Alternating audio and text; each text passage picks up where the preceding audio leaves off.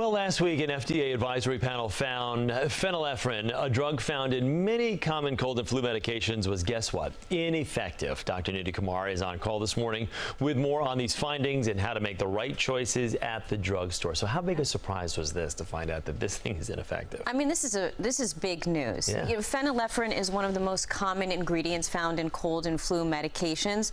Last year alone, Americans spent $1.8 billion on these products, and this advisory committee to the FDA found that it is ineffective. Now, at this point, the FDA is reviewing the data, taking it under consideration. It will be a long process, but if they find that they're in agreement, these products will be pulled off the shelf and manufacturers will have to reformulate them. So what does this now mean for consumers that are going to look for cold and flu medication? What should they now be specifically looking for? Well, you know, at this point, it's a long process, and the FDA has to do its review. So at this point, there isn't much of a change, but we're going to have to make different choices this cold and flu season. Yeah, so I mean, I guess should people feel confident if they're not feeling too well with, okay, they're grabbing this off the shelves, okay, this will work, or maybe this doesn't work? What do they actually need to now be aware of? If you say this takes a long process, what about this season? Okay, so I think it really starts with when you're healthy. Yeah. All right, so first off, at this point, before we hit that, you know, season of real respiratory illnesses,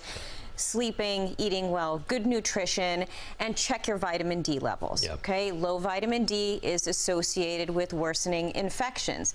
If you feel like you are getting sick, something's coming on, zinc can be super helpful. It slows replication rate of a virus, can slow an illness. If you then do actually get sick, look for expectorants like plain old Mucinex. It can really dry up secretions. Fever reducers can be helpful. And then, you know, good old-fashioned chicken soup, it actually does have medicinal values. And it tastes good. It does. Well, chicken soup, it contains an amino acid, cysteine, and it can actually act as a natural decongestant. That's fantastic, because you always wonder, I mean, does it really help? But I guess if you're saying it, I'm believing it. Yeah. Finally, when are when over-the-counter medications are not enough, when is it time to say to yourself, okay, I need to call a doctor now? Right. So if you are experiencing symptoms longer than 7 days or worsening symptoms, it could clue you in that this is a bacterial infection. You may need an antibiotic. Fever lasting longer than 3 days, shortness of breath, or dehydration. I mean, then it's time to really reach out to a healthcare provider. Yeah. And can I ask you too, my best friend who actually just came back from overseas is terribly ill with COVID right now.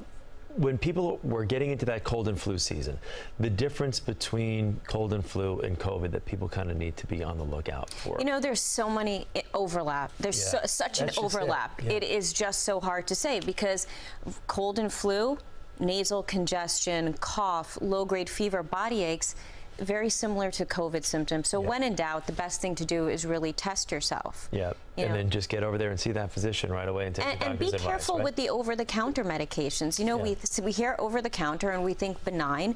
They're not always so benign. So we have to be, you know, really careful about those meds. Yep, and just another something for people to look out for when they are not feeling great. Doc, thank you very much. We appreciate you joining us today. As always, we're going to be right back with more right here on CBS 2 News New York.